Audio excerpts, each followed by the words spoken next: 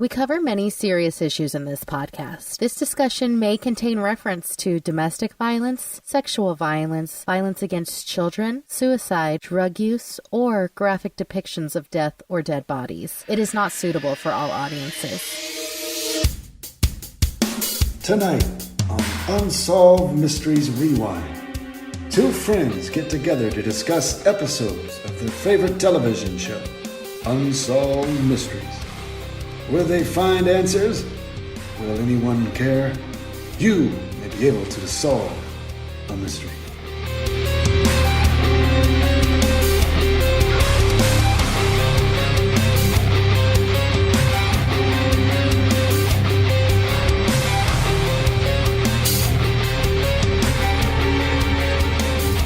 Hello, this is Mark, and you're listening to Unsolved Mysteries Rewind.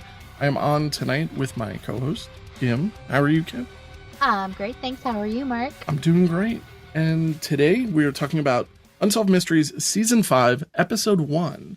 Yeah. It aired sometime in September 1992. Mm-hmm. This looks like it was from 1992. This is a loaded episode, I think. Yeah, I heavily think so criticized too. So what we're going to be covering in this particular episode is, I think the big story is Tammy Lynn Leppert. Leppert. And she was a beauty queen since the age of 4. Mm-hmm. And she's nowhere in this episode. Do you want to talk about why? Yeah, well, Tammy has been missing since 1983. We meet her mom, Linda Curtis. Her mom is like her modeling agent, and it's like toddlers and tiaras. She is just kind of putting her out for the modeling world from the age of 4. Yeah. It's really one of those things where we were talking earlier about Honey Boo Boo, which is one of these, can we call her a phenomena? I don't know. Yeah, I think so. Or phenomenon. So, there is that culture of people who have beauty pageants, and there always seems to be some level of strangeness associated with it. Almost like you wish you were up there doing the little dance and twirl as the mom kind of thing. And there's a photo of Tammy later on where she's, I think, 14, I think they say she is. Mm-hmm. And she does not look 14. And I felt like a total... I felt like a complete sicko thinking that, because I'm like, she looks like a woman, like a young woman, and she shouldn't. She's a kid. That's kind of how they want that. Yeah. And that's why I don't like Tammy. Yeah. No, this whole thing is skeevy and gross when you add like the pageant world in of like, let's rank how beautiful and attractive these girls are. That's swimsuit section, and it's just so cringy. And they're kind of trying to exploit her in a way. They call Spring Break a movie that she got offered a little bit part in. Very good movie, by the way. No, I never saw it, actually. Well, they call it a teen exploitation film, and she is allegedly, if you look at the movie poster, it's these teen boys like sticking a flag in this woman's bikini-clad woman's butt. Yeah. And supposedly that was her abdominal and hips region. Is that her on the cover? That's what the rumor is. Oh, yes, we can't. I mean, it's just the tuchus, so we can't really say for sure. But yeah, I would believe that they would just take her picture and it would be her. And I mean, she later is offered a role in Scarface when she's like 17 years old as a bikini girl who's used to distract one of the lookout guys when a crime's going on. It's often referred to as like the chainsaw torture shower scene. Am I getting the sense that you've never seen Scarface? No, I haven't. Oh my goodness. Yeah, it's more than just the chainsaw scene. It is horrifying. And it is, even when you first watch it just on television, you're shocked, right? So she's kind of the distraction for one of the people outside who's involved in this. They're supposed to be a lookout, I believe. Mm-hmm. And she's like the bikini clad girl who is just kind of there. She's really kind of, I guess, a featured extra, I would say. Mm-hmm. It's not really a role. I don't recall there being a speaking role. Yeah, I think she is just a featured player, but again, she's like 16 or 17 when she's like shoving her bikini boobs in this guy's face to try and distract him. On the And set we're of also Scarface. on the set of Scarface, and we're all supposed to kind of be ogling her like, oh, why wouldn't he be distracted? Ay, ay, ay. But it's like, okay, she is like a child. Hmm. So now her story is very, very interesting. She, in between Spring Break and Scarface, the movies, she went to an unchaperoned party and returned, and I quote, a completely different person. Yeah. So she is getting some really paranoid overtones. Supposedly, she used to be this sweet, bubbly, pretty little thing, and now she's just like, oh my God, there's a van out there. They can see me, but I can't see them. Oh my God, people are trying to poison me. Like she thinks even her own family is trying to poison her. Yeah. I think it's kind of strange though how it seems to have happened overnight. I mean, did something happen with like a Weinstein type character at this party? Because it's not really out of the realm of possibility. You know, Scarface was directed by Brian De Palma. It was written by Oliver Stone. It starred Al Pacino. You know, these are people who not necessarily are people of the Me Too movement, but there's definitely people who were surrounded by the people of the Me Too movement. And we're talking about Florida in the 80s. I'm assuming that there is just coke coating everything at this point. So is this some kind of drug-induced psychosis? Because to me, she kind of has some signs of paranoid schizophrenia when she thinks that like her mother and her kind of surrogate brother kind of situation are trying to poison her. And they show her just in her room and she's just twitching out and looking at everything because she's just convinced that somebody's out to get her. So they say later that they did take her to do a drug and alcohol like mental health screening and she was clean, but cocaine only stays in your system for like 2 or 3 days. So this is a good deal after the party. And so she's staying down in Miami while she's filming Scarface with this family friend, Walter Leibowitz. Yeah. He's an attorney, and he gets a call one day from the people on Scarface. It's like the 4th day of filming. She's standing around this crowd she's like standing around watching the scene that's filmed where a man gets shot in the head, and she freaks out over this. She's screaming like, they're going to get me. They're going to get me too. Like she freaked out so bad that they had to put her in a trailer to try and calm her down. And that's when Walter Leibowitz came. But Walter Leibowitz, just a by the by, another shady guy. Yeah. He was disbarred, by the way. He got in trouble for selling a 3-day-old baby. What kind of baby? No, I'm kidding. That's terrible. Like, I mean, at this point, I couldn't find why he was disbarred. Was this the reason he was, I'm going to call trafficking children in a way? I mean, that's a form of trafficking, right? Well, I would say, but yeah, he was acquitted. He was trying to make it seem, I believe, like, oh, I'm just doing the adoption without an adoption agency. I'm a good guy. Yeah, exactly. But yeah, again, I would not leave my daughter who I'm trying to get scantily clad and made up and all this stuff with this guy. But wouldn't you, though, if you were the mother who's putting her in these outfits for probably most of her life, pageants. If I was this mother, yeah, I would. Like, oh, you can believe him. He's an attorney. You know, I think there's a certain connection there where we put a lot of trust into certain people who have titles at the end of their name. And when it's Esquire, you think, oh, he's above the law. And, you know, Tammy was her mom's only patient. So I have the feeling it's like, go on, Tammy, you got to make us our rent this month, you know, like that kind of situation. So I think it's like, is that guy molesting you? Maybe. Like, I'm going to look the other way, which I'm not saying Walter Leibowitz molested her, but I'm just saying I don't think that this mom had her best interests as like a human being that she was evolving. I don't think that was on the mom's forefront. Yeah, at first I was thinking Walter Leibowitz was perhaps acting as her agent. But when you look at the big picture here, she really didn't have much of a career in film. No. I mean, that's the reality here. But she's in IMDb not because of her film, but her film career of 2 films, but because of this particular situation where she vanished pretty much overnight.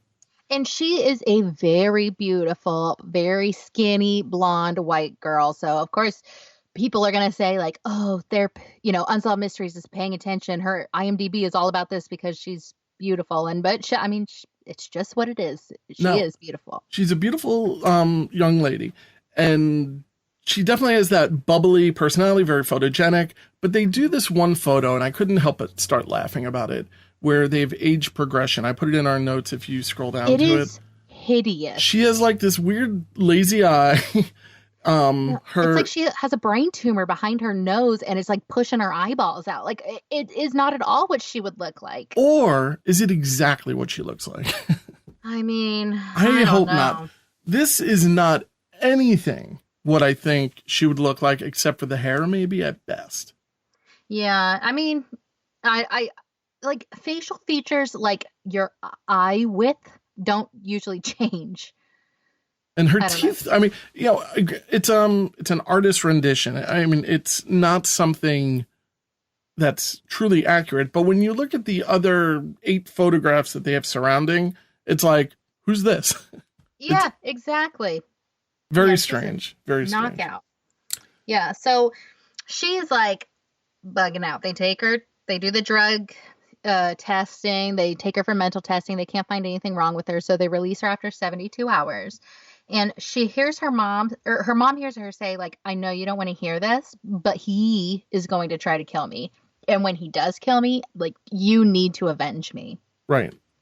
Which is weird for your 16-year-old to say to you. And she truly thinks someone's after her. Like, it is really sad if nobody is after her and if this is all in her mind. My God, what a horrible existence. This sounds to me, and not we do this every once in a while, where we'll bring in knowledge of drugs, and I think it's possible maybe she took angel dust and saw that scene happen. Maybe she was on dust when this happened, and it really affected her in a very, very deep way. But if there are drugs involved, I'm thinking she had a bad experience at that party, and maybe something terrible didn't happen, but it was her perception of it that clicked. It made something not unclick. Personally, with me, I have 4 main theories that I will get to after, like once we wrap up. But I'm with you. I do not want you saying anything negative about Wing Flanagan. I mean, if I'm his fro, the fro man. I'm fine with his fro. I think Wing is one of the quote unquote models that like lives with them and is kind of her brother, but he's like, oh yeah, she was Tammy. Like he was into her. Oh my God, he was in love with her. Yeah, he's like, she would kiss me and it wouldn't wash off. It's like, ew, this is supposed to be your sister, you weirdo. Right. And you know, he went on to make a film called Kanashimi in 2015, which is a short. And I tried to find a copy of it. I haven't been able to, but I would really like to watch it. You found a YouTube channel. Yeah, I found like him visiting his mom's burial site and like scattering her ashes or something. And I was like, all right, Wing, I'm not going to go after you too hard, but I do think that was weird. I do think he was in love with her. But look at her. I mean, she's gorgeous and she's bubbly. Like you said, she's got like a happy light around her. I think Wing was the guy who's like walking in the bathroom unannounced. She's getting out of the shower and he's like, oh, I'm sorry. I didn't know that it was got to lock the door. Which I do not condone. But he is not her brother. And I mean, but I think he's a kid here and he definitely is in love with this girl who's kind of his sister. Which again, if you're the mom, you don't really want to be bringing strange preteen adolescent boys around your like smoking hot daughter, I would think. Yeah, but she's unaware. She thinks attention from anywhere is probably a positive thing. Yeah, I agree with you. I just personally would not be my parenting style. Creepy as hell. I have no kids. Yeah. Well, I think I might have mentioned this when we were younger. A friend of mine came and lived with us, right? Mm-hmm. But nothing creepy ever happened. He wasn't walking down to my mom or anything. But I mean, there's a certain level of what's normal and what's not normal. And the way he was kind of talking about her was a little bit creepy. And granted, it could have been edited to sound creepy and it could have pushed for these creepy quotes. But yeah, it definitely did not come off as, it was definitely impure thoughts going on with Wing. Yeah, I definitely agree. Poor guy. Well, she is sitting there one day, and I have to say, this actress is amazing. I think that she sold it. Yeah, me too, except her wig was pretty bad, but Her wig was atrocious. There were wigs on wigs on wigs in this episode. Like in this particular segment, the mom's wig looked like a British magistrate's wig. It was ridiculous. it's like when you go to college and have a meal plan and you have to spend it all in one day. It's like, all right, we have these credits for wigs. We have to use them. Let's go, people. Everybody, Time is money. everybody. They tried to get Wing to wear a wig. Oh, God, I wish he would have. But I like the guy who acted him out, though. I thought he had a pretty good head of hair. and I think he did a great job too. I Yeah, think he Little did. Wing in the reenactment was great. So one day, Tammy Little Wing. That's funny. So Lil Wing and Tammy are chilling at home one day, and she's like, "Why are you staring at me?" And he's not, and he's like, "I wasn't." And so she's like, "Ugh, screw you." So she goes outside, and she gets locked outside, and they do that like Jaws shot, where they like zoom in while zooming out, and everybody around her is like, ooh, it was kind of creepy. She's just scared that somebody's out there. And so she's like, let me in, and the door is locked. So she takes a baseball bat and starts like smashing out the windows in her house to try and get in. It's like, whoa, this girl definitely thinks somebody is after her. Yeah, Wing's like, what are you doing? Yeah, and she's like, you son of a, what? Get away from me. And like her mom is like, it's me. And she's like shaking her. And when you see Tammy, the reenactor, Lil Tammy, when you see her, realize it's the mom, she like her whole body relaxes and she's crying. Like she did a great job. So she is like, Mom, I'm gonna go out for a little while, like I love you, I'll see you later. So the mom's like, all right, sweetheart, like I'm on the phone, keep it down. Right, that's another thing. She's just like, yeah, and I'll have pork fried rice, and I'm on the phone, Tammy. My daughter's having a nervous breakdown here, but it's like she's just on the phone. Yeah, totally. And she's like giving the like finger, like just 1 second to Tammy, and Tammy's just like, I love you. And she walks out the door barefoot, wearing a jean skirt, blue shirt. So she goes, and a friend who they never mention on the show, but I got that info. He picks her up and they get into an argument, and he, quote, drops her off outside of the Glass Bank in Florida. No, was the friend Rick Adams? I'm kind of forgetting his name. No, Rick Adams was another friend who we did talk to. They never said the name of this kid, and I had to find the police report in order to find out who this guy's name was. Now, they don't name him because he's not considered a suspect, but I think he's your number one suspect. He's 100%. the last person. Yeah, he's the last person seen alive with her. He goes, oh, yeah, I just dropped this pretty blonde girl off in the center of town. Who knows what happened to her? And he actually was supposed to meet with Detective Jim Scraggs, who we see twice on this episode, and he blew off that meeting twice, and that's it. They have never gone back to him. Yeah, it seems like this is such a big story that it's possible, and I hate to say something negative about Unsolved Mysteries, but I feel like they really rushed through this. There are so many things. I mean, I heard so many rumors and so many things about this particular case and the situation that she was in. Mm-hmm. I'm sure you came across a lot of the same type of things where it's possible that when she vanished, she was pregnant. Oh, yeah. No, it was probable that when she vanished, she was pregnant because her sister says she was 3 months pregnant. So I believe that story. But there was a lot, and I heard from this website. I'll just cite it now so I don't forget, because I got a lot of my information from a blogger who goes by Sherlock Holmes, but Shur is spelled Shur. Mm-hmm. Amazing reporting. Everything was in capitals, so that was annoying, but like really did a deep dive. Yeah, that's how you know it's good.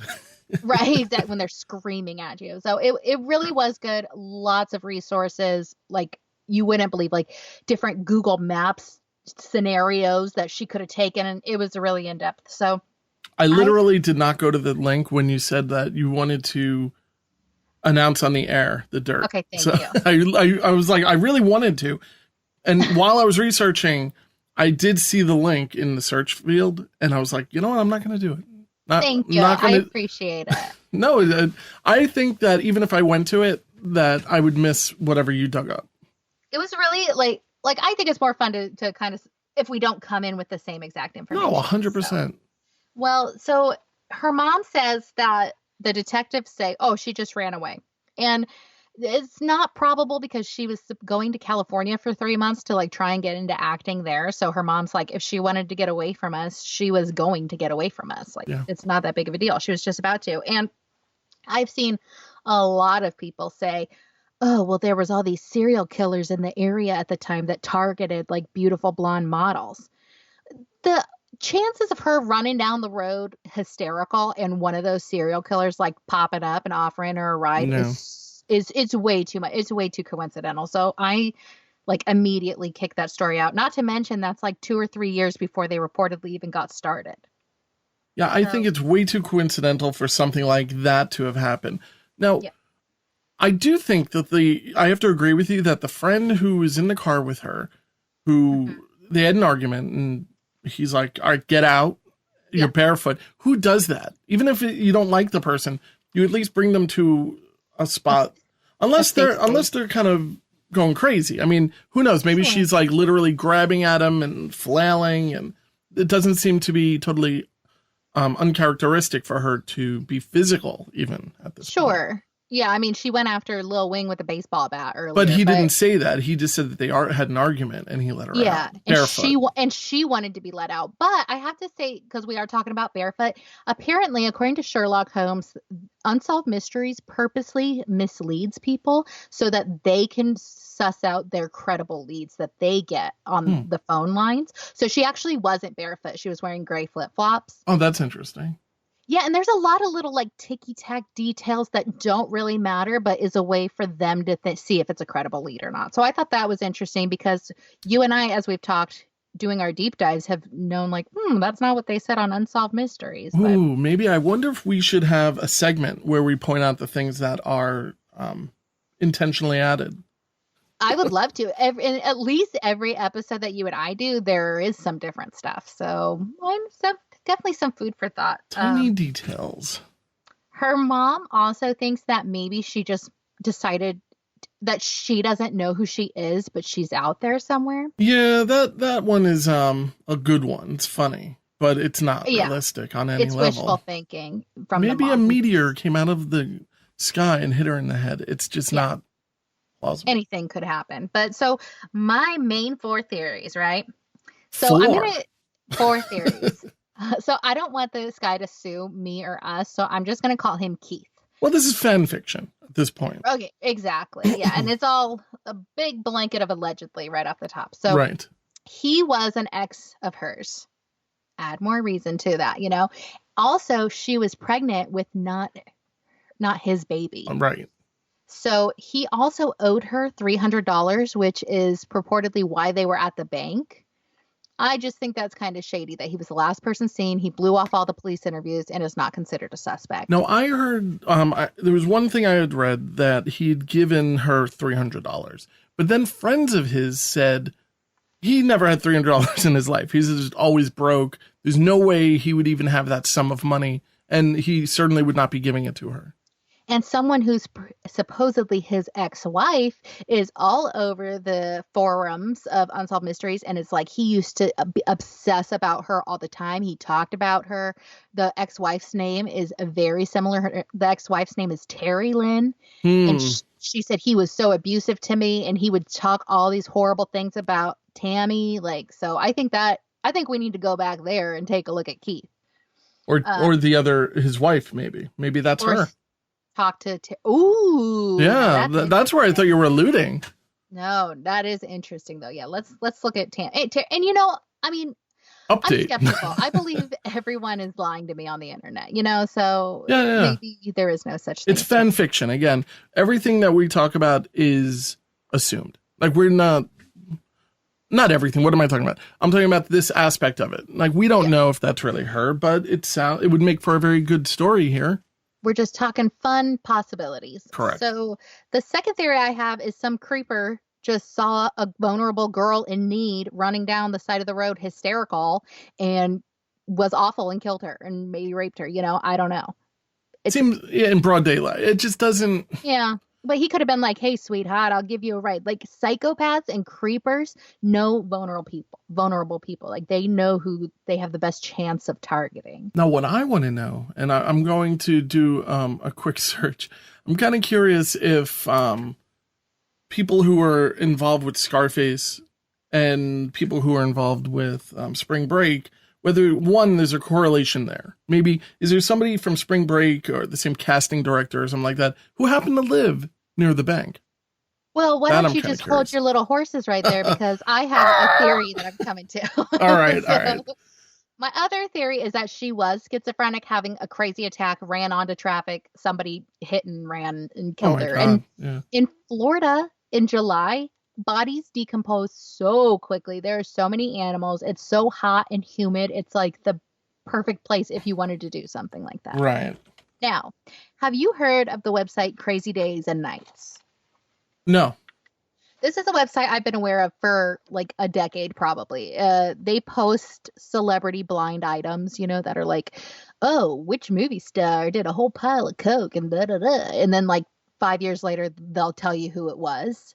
So you just guess who it is, basically. And then after enough time has passed, they tell you who it is. So wait, can you say, what is the address again? Crazy Days and Nights. I just want to make sure I have it. Now, there is a blind item that was so long, that was just published in 2018, of who it actually was, and it involves our little Tammy Lynn. So I kind of abridged it, and here's the synopsis. During spring break, Tammy met the actor Paul Land, who was born Paul Calandrillo, and they had this like hot, crazy, passionate relationship. He thought he was like some kind of made dude in the mob, and he was a tough guy who made his money like selling drugs to actors in Hollywood. So he was like thrilled when she got on the set of Scarface, because he's like, I could peddle a whole bunch of drugs this way.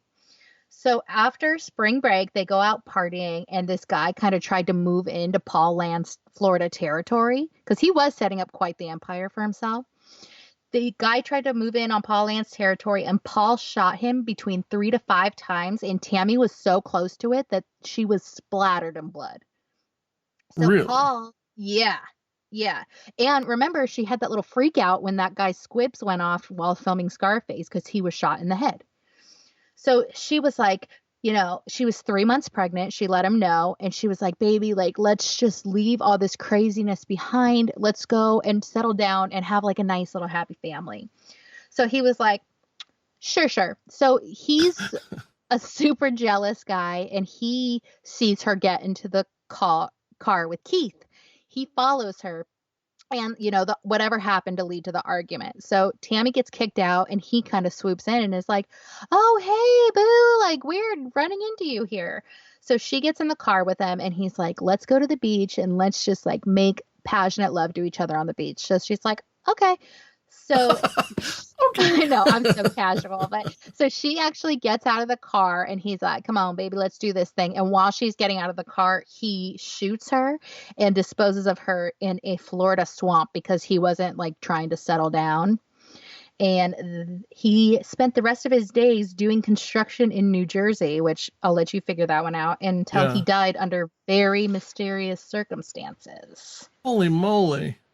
So that, you can't just throw that away. That is some interesting, detailed celebrity gossip there. That is excellent. And it really kind of correlates a lot of some of the story that we're talking about.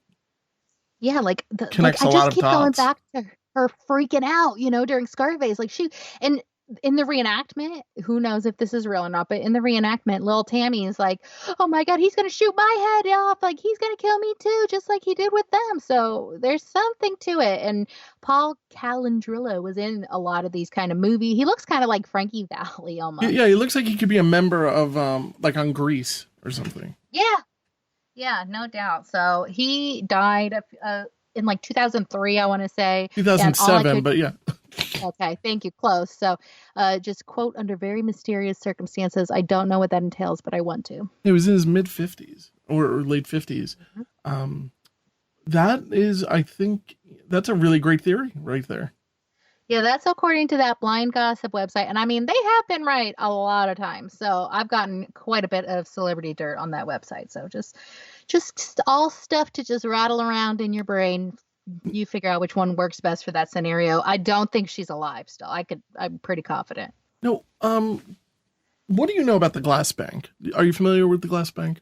No, but I did see that he actually dropped her off like 2 blocks away from it. In the police report, it says 2 blocks away from the bank.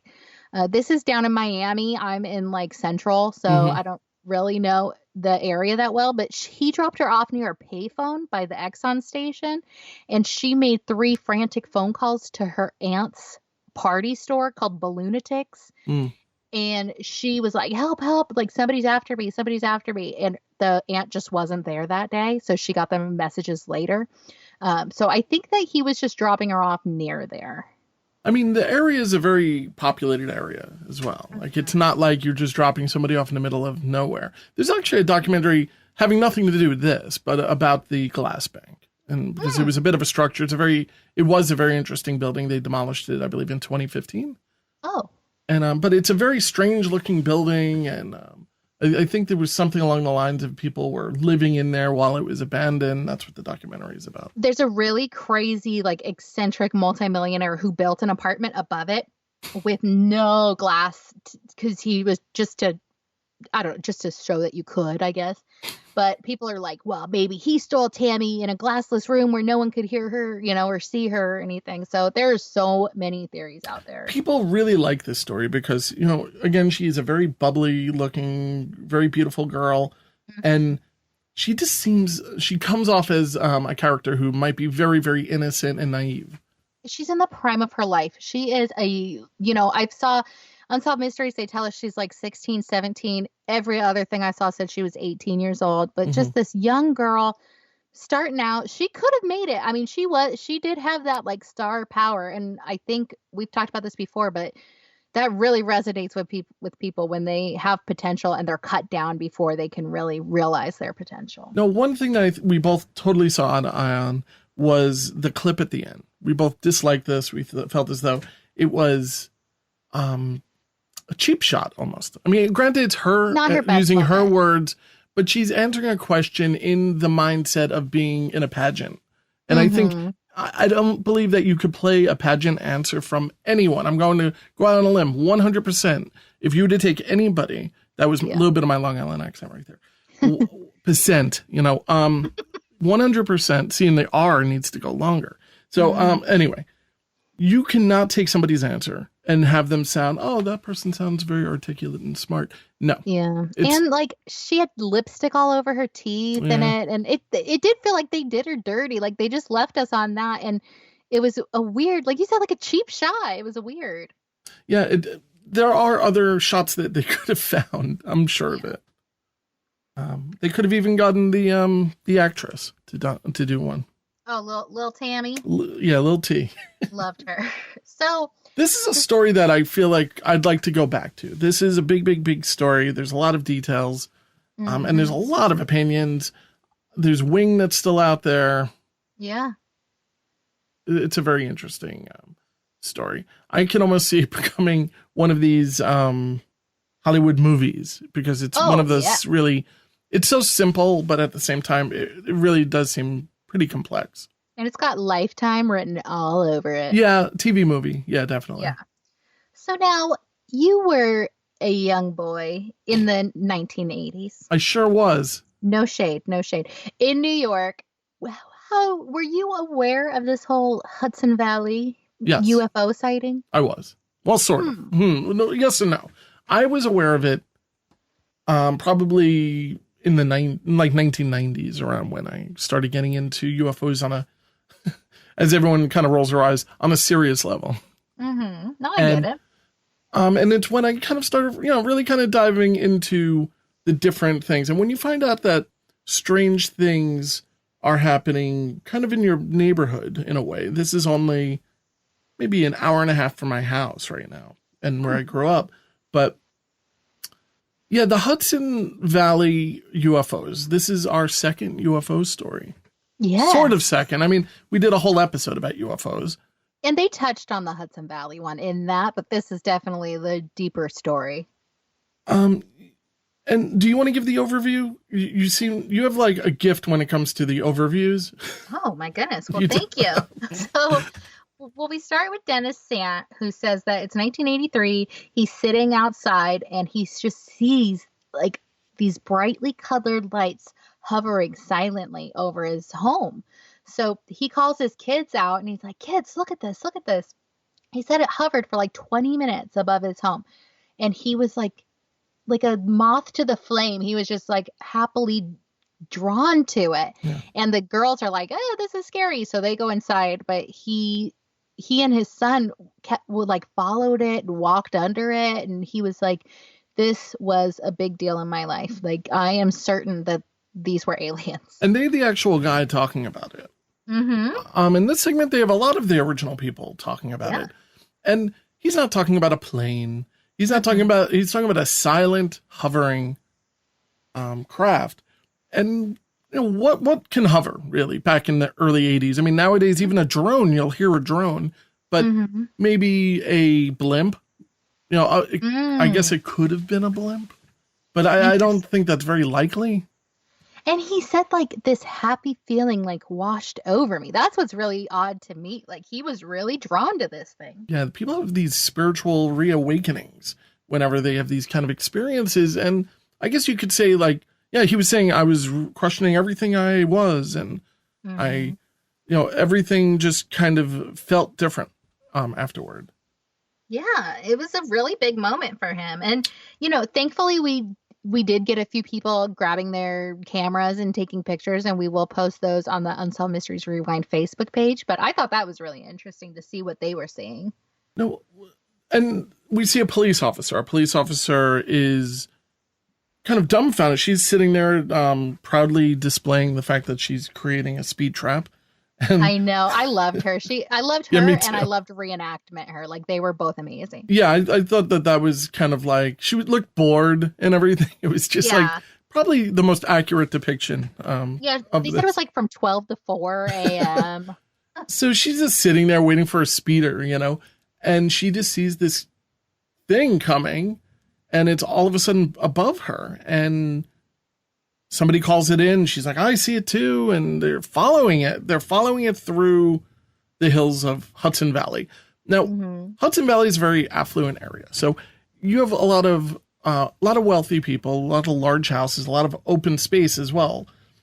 So it's just, you're not going to have a lot of people who are in this demographic coming forward to say, I saw a UFO for no reason.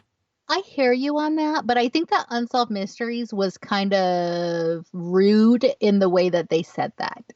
Like, they were like, these people are not your usual UFO crazies. Like, they have money, you know? It was like, all right, well, damn, I'm sitting here watching Unsolved Mysteries. This is a judgment-free zone, you know what I mean? Like, I don't know. I didn't like it. Right. I'm sitting here eating my peanut butter sandwich watching Unsolved Mysteries. What are you saying?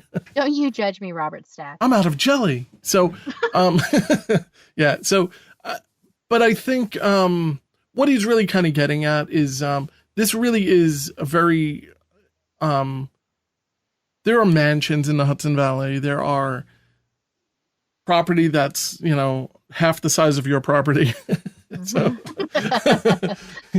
but New York prices. So, yeah, but it's a lot of people do the commute into Manhattan, but it's a really lovely area. And it's really quiet and nothing exciting usually happens in Hudson Valley. One thing I did discover, because I started kind of mapping it out a little bit.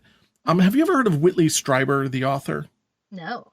So Whitley Strieber, he wrote a very famous book called Communion, which was made into a movie in, I think in the 80s it was made. So, and he also made a horror movie called Wolfen. Have you ever heard of Wolfen by any chance? No. All right, Wolfen is about kind of like a werewolf type of wolf that would attack people in the middle of the night. Whitley Strieber, who's still around, thank goodness, he's getting older. He went and did a number of sessions with hypnosis and things, and he uncovered the fact that his book Wolfen was his depiction of being abducted by aliens. Huh. The Greys or Zeta Reticuli that we discussed in our other episode. Mm-hmm. And Whitley Strieber, he's a wonderful author. He really is. But when you reread Wolfen as a UFO abduction, because it's written as a horror book, like a Stephen King level, it really takes on a whole different world. And that's what Communion is about. And it goes all the way back to when he was a child. And he lived about 50 miles. I think he still does. About 50 miles from where all of this was happening. He lived in Middletown, New York. He lives in Middletown, New York. And he's become one of these huge figures in the UFO community. He has a podcast.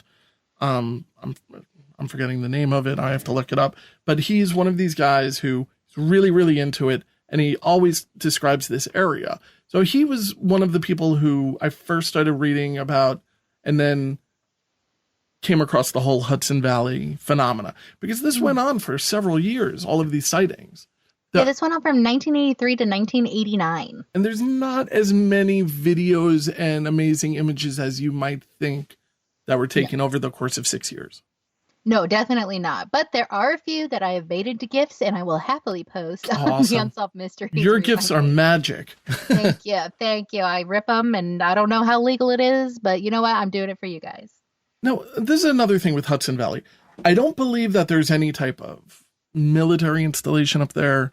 There's nothing that it could be outside of unexplained phenomena. There's no real reason to test anything. It's far enough away from JFK and LaGuardia, so it's not any type of commercial aircraft. I mean, over my house, I mean, not right now because of all the lockdown and everything, but I'm only 10 miles away, not even 10 miles from JFK Airport. So I don't know if you've heard planes go over my house in the past. No, I haven't. One of these, what I should do is, when I first moved back to this area, I couldn't believe how low the planes were because you kind of forget. And I'll post a picture of how close they are to my house. It's kind of insane. Like, there's something with the 5 towns, and I shouldn't really be pinpointing my location, but in the 5 towns, if you're talking to somebody, you stop talking in the middle so the plane can go over.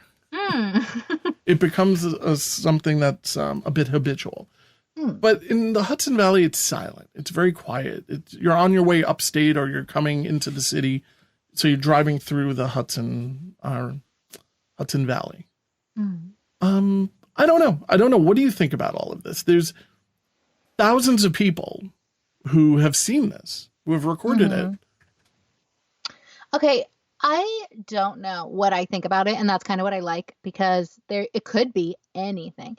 I am happy that we got this on footage because then it's like, ooh, I can see it and I can experience what you were experiencing. I think it's really weird that there was like no sound with these crafts, and people were saying, it was like stunt pilots doing illegal nighttime maneuvers just to interesting. This is kind of in the era of Top Gun. Maybe they were trying to do some stuff like that. But those are loud. Like an F-14 is a very loud jet.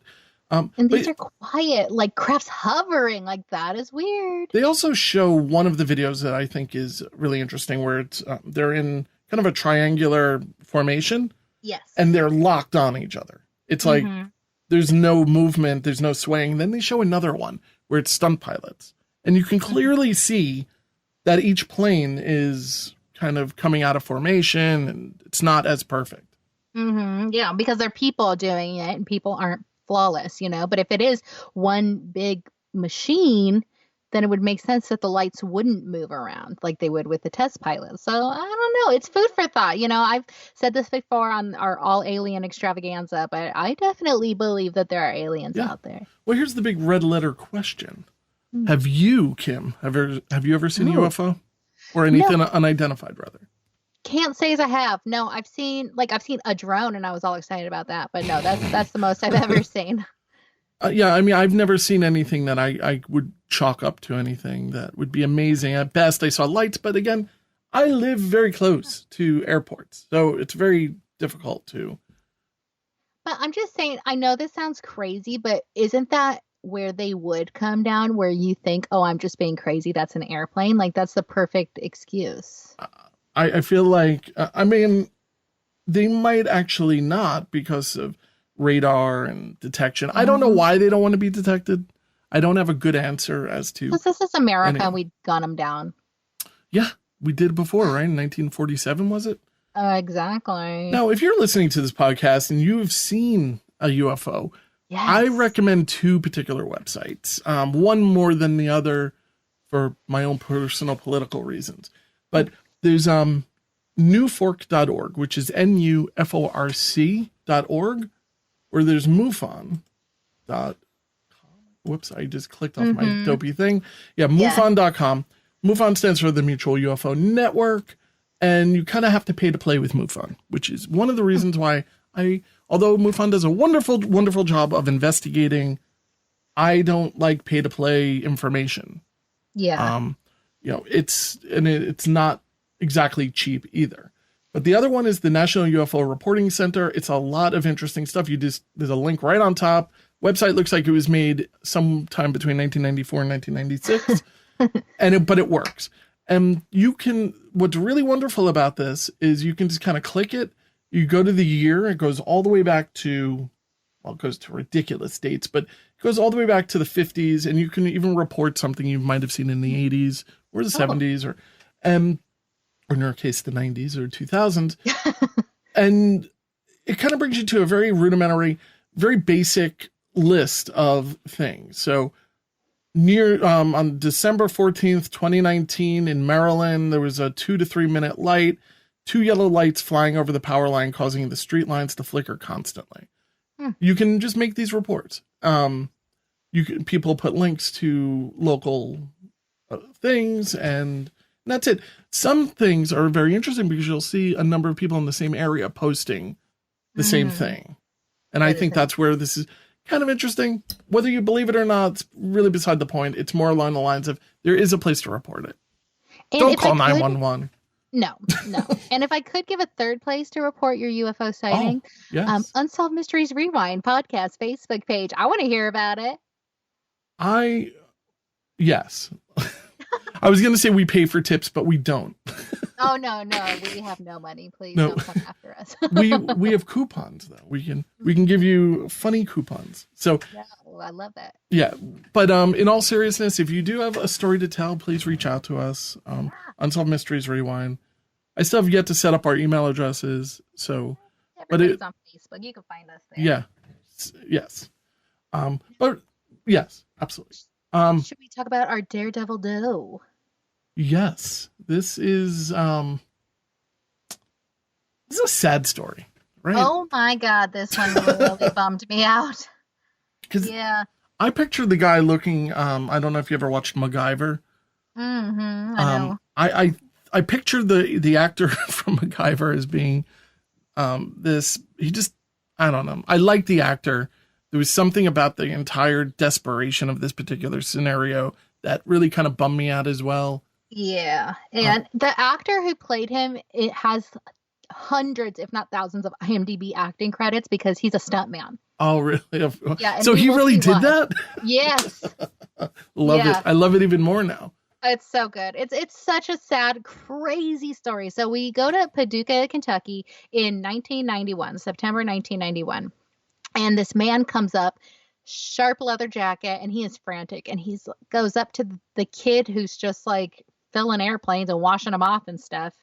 And it's an airfield. So he goes up and dick, actually. Yeah. And they had him in the reenactment and he just kept saying the same thing. He's like, hey, are you a pilot? And he goes, no, I'm sure not. And he goes, do you know where I can find one? He goes, no, I sure don't. Now I told him he got to get out of here. Yeah, exactly. And the guy was like, I'll give you this jacket. I just need a ride. I need to go out west. And he's like, you got to get out of here, man. Like, this is a small, private little airfield. You can't be around here telling people you'll give them your jacket for Between a ride. you and me, it was a nice jacket. Oh, yeah. Well, I mean, it was kind of battered, but I didn't know if that's because of what happens later. It's like a flight jacket. That's what it reminded me of. And speaking of Top Gun, it was very, like, leathered, nice, like, ready to go. So the guy's like, scram, get out of here. So he's walking along, and the kid, the kind of drunk kid, kicking cans. Sad. With his hands in his pocket, and the kid drives past, and he's just like, oh, there's that weirdo. And he looks in his rearview mirror as he passes, and the guy, who we will call our Daredevil Doe, hops a barbed wire fence, runs 800 feet down a ditch and onto a moving airplane. Like a Cessna. It was like a jet, right? There were no propellers. No, there were no propellers. And he just like hops on the wing, and he is just holding on for dear life. He's just like, whoop. and he hops on this thing. We see the plane take off. The guy is actually on there kicking his little feet and everything. It's like, oh my God. But you can't do that. I mean, you can't go on a little plane. I mean, let's say the guy's like 180 pounds. He's jumping on the side of a wing. You can't do that. Like, it's not. That's what I thought too. That's going to like completely make the guy like do loop-de-loops and stuff. Right. But I would cry. Yeah.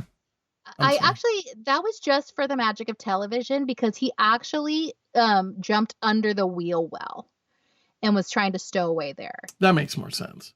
Yeah, so he like hops onto the landing gear in real life, but for the purpose of Unsolved Mysteries, this guy is really on this airplane, and the airplane takes air, and I will post that GIF. It's the most exciting, I'm going to say it's the most exciting thing that we've seen on Unsolved Mysteries that we've reviewed so far. I agree, and next to the UFO, sorry. Well, I didn't know this one by title, Daredevil Doe, but I definitely remember this story. So he hops on, and then the plane goes like 3,500 feet in the air. The wind force against the wing or landing gear or what have you is 190 miles per hour. And we just see this airplane take off and this body fall 3,000 feet. And obviously that's a dummy, but oh my God, it was harrowing to see. So they're like, whoa, what happened there? Something just fell off. So the security's going out and they're searching. And they're like, what's going on? They see this body. And I'll put the picture because it's just the reenactment. This, I almost wanted to cry. I'm not kidding you. Like, he was mangled in the fence because it's a chain link fence. So his like fingers caught one way, his toes caught another way. His like one of his shoes is knocked off, and this guy is dead. And the fence is mangled. It's really as though they took something and bashed the fence to make it look as real as possible. I would imagine that's kind of what it would look like. It looked so real that it like gave me a pit in my stomach. Like, oh, it was too much. Like, I was expecting them to fade out to the actual photograph of finding him or something. Yeah, and like they could have just shown the security guard being like, "Oh my God!" Like we got the point. I'm just glad that we never have to see what the body looked like, right? Well, we kind of do. Well, you and I have seen an article where we totally see the body because they need to know who this guy is. He has no identification on him. Okay. In the jacket, there is a pair of swim goggles. I don't know what that's about. That's random. Yeah. And we talked to coroner Jerry Beyer, who I need to make up an award just so I can give this to this man. I'm serious when I say that he is a hero in this whole story. I love Jerry Beyer. So he sees like, oh, his nails are nice. Oh, no tan lines, you know? And he's like, oh, his pubic hair is shaved. Right. You know who was just here? Chippendales was just here. I bet he was one of the Chippendales dancers, which is a good avenue to go down. Now, this is the coroner saying this. Yeah. The coroner's like, oh, I know about those Chippendale dancers. Yeah. You know, what he does in his personal time, none of our business. So they go and investigate that. Nope. All the Chippendales people are accounted for. So they can't find who he is. So Unsolved Mysteries shows us the leather jacket, and the tag of the jacket is inscribed with Lieutenant L.F. Price, USAF, right. United States Air Force. No such person exists. What is that about? This is like a Black Ops type of situation. Yeah. I have no clue what this is about, because at first I'm thinking, okay, that may or may not be him, because what if he got it from a thrift store? You know, who knows where that came from? But there's nobody ever that's existed with that name, and they never touch on it. So what is that about? Now, here's something I kind of know a little bit about. And this is, I should have done a little bit more research on this, but so you could, I was once in the business of military surplus. And nothing illegal, but you could buy uniforms, and you know there's a large market for buying for reenactors for like Vietnam era actual uniforms. Yeah, you know, whether it be Israeli or from wherever. So there was this great place called Tereshinsky's in Brooklyn, and he would just have this huge thing. And we're going through it one day. And I didn't know much about actual uniforms. So I'm going through, and they do have the name of each and every soldier who used them, on the each item. And it just struck me. It just really kind of I just thought it was kind of crazy, but you do not inscribe your name unless it's legitimate. So if there is nobody who is doing that, there's one of two things. One, he's, faking, well, Well, three things. It could be a movie type thing, I guess. I guess it could be a prop type thing. Okay. Or it's like a Black Ops type situation. And that's kind of like where I'm leaning with this guy. Well, now I love this. I'm with you, but I have something interesting to add, which I'll add when we get to the end of the story because I think it just makes more sense. But that is really interesting. I didn't think about it that way. So we don't know who he is.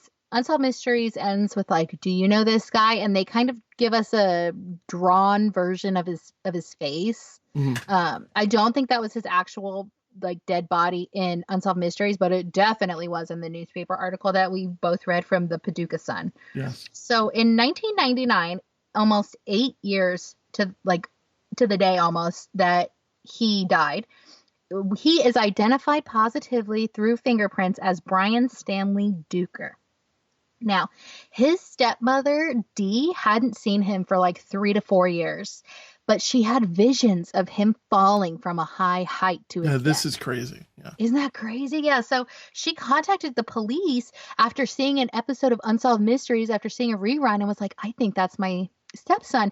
And he had some like petty misdemeanors in his past, so his prints were on record, but for some reason they never got checked. So for like another 4 years, she had to wonder where her stepson was when it was him the whole time. So she saw the picture of his body in the newspaper, was like, that was him. He's paranoid schizophrenic, and he hated taking his medication. So now when they went to his house, when his parents like went to his house to see like, oh, we haven't heard from Brian in a while, he had handwritten a will like that day and had said like had written all over like, I need to go out west, I need to climb mountains. That was his thing. I need to go out west to climb mountains. So if he's paranoid schizophrenic, that kind of explains to me the whole reason why he's hopping the fence and getting on the airplane, because he genuinely thinks people are after him. But could that also be the reason why he would put a fake name on his stuff? Oh, that's a great point.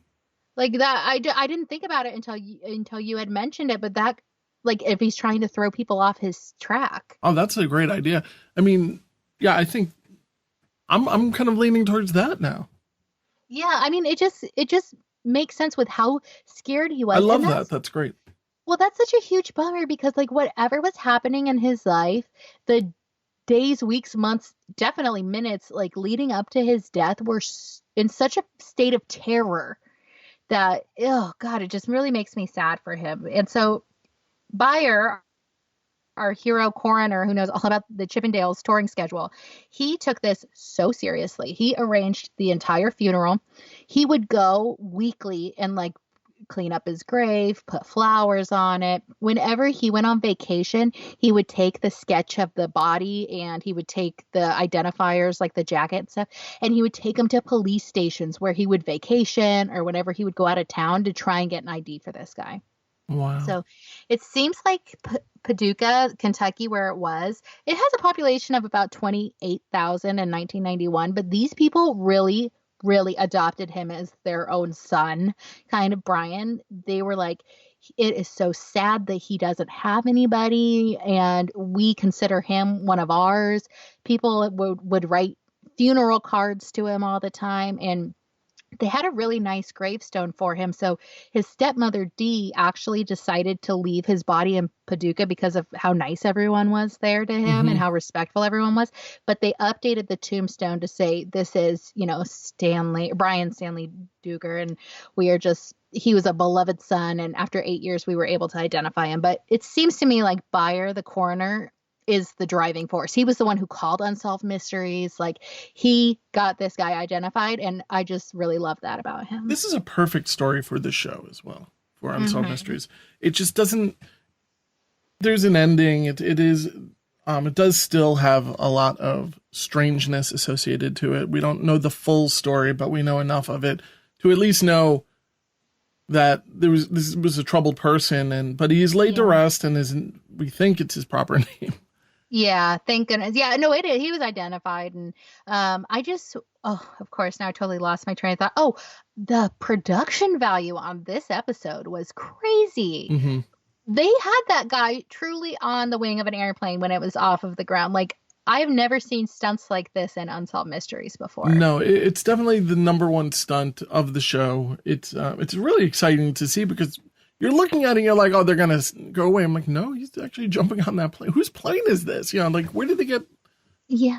And like the whole time, the guy's like searching for handholds while it's up in the air and you see his legs kicking and stuff. So that's definitely a real guy up there. No, I did want to share a quick story about something that happened in a town that I lived in called Island Park here on Long Island. That was like right before 9/11. Yeah, this is literally a month before 9/11. So it's a fairly, well, it was fairly common where people would, in desperation, try to hide into the wheel wells of, I don't know exactly what kind of plane this was, but from what I remember, it was like a 747. The theory is that they'll hold on to the wheel well, and once they're up to a certain speed, the landing gear will retract into the body of the plane where it is a little bit more climate controlled. Because of course you'll freeze to death if you go up there too quickly. And plus you can't breathe. So it's just really crazy. So in August 9th, 2001, I didn't hear this happen or anything like that. And, but this did happen during, business hours, which is what's crazy to me. And I don't know anybody who saw it either, which is what, I'm kind of like, but we had just been there like maybe a night or two before because it was kind of a club area. It's like on the water. It's very nice. And we all would like kind of go there and drink and we would kind of walk home because it really was, it's a boating town, essentially. Like my house was on a dock, and it's a place called Jordan Lobster. I'm just going to put their name out there. I think it's pretty common knowledge that this happened in front of Jordan Lobster, and which is a great place, actually. They wonderful food. And it's very family friendly. So we live right near JFK. So the landing gear, very often when you look up into the sky and you hear a plane, the landing gear is down already. So where Island Park is right, it's like a couple more miles from where I currently am. And I guess the gear is coming down and it's kind of over the ocean. And from what I understand, very often these bodies will just go into the ocean. But from what I understand, the body froze. And right in front of Jordan Lobster, right in the middle of the street, a body just came crashing down. Oh my God. And there was an indentation in the street for about 2 years. Oh my God. Yeah, because it's just blacktop, it's just, and I remember I didn't think about the indentation until somebody brought it up to me. Like 6 months later, it was like fall. And they're like, we were talking about it. And I think I brought up, I wonder if that happens more often than we realize. This is after 9/11, of course. And we hop in our cars just to go over there, and we're driving over in the car. You feel the dip in the car. Oh, this guy made real impact. I'm laughing more out of like, I feel terrible for this guy. Yeah. But he apparently snuck on in London, got into the wheel well, froze to death. Huh. And when the landing gear came down, of course, the body came down like a sack of potatoes. And boom! It was one of those kind of things where you have to wonder, the Atlantic Ocean there and all of these water canals, does this happen more often than we even know? Wow. Not nowadays, but. Yeah, especially in a pre-9/11 world. Exactly. Yeah. So I just thought that was kind of crazy. Whoa. Yeah, airplane stuff is crazy. I'll just leave it at that. But I couldn't imagine being so desperate that I need to try to jump on a plane. Because what this person did is so much more desperate and sad. So hopefully whatever happened, it happened quickly. And this person, when I'm talking about Brian, the Unsolved Mystery. Yeah, Brian. Hopefully when he made impact, his life was just over. Like hopefully there wasn't any suffering. I will imagine that he was dead. Yeah, that's all you can hope for, really. I mean, it was, like I said, who knows how long this guy was living in absolute terror. Obviously, his last moments on this earth were in terror. So hopefully he has some peace now that he didn't have when he was here. That's all we can do. I just want to look up Jordan Lobster's website and give them a little bit of a plug. They always have deals. They're great. JordanLobsterFarms.com. Nice. Nice. Really, really excellent food. Yeah. And an excellent episode of Unsolved Mysteries. Yeah. And that is because of your work, Kim. Thank you so much for the effort that you put into this podcast.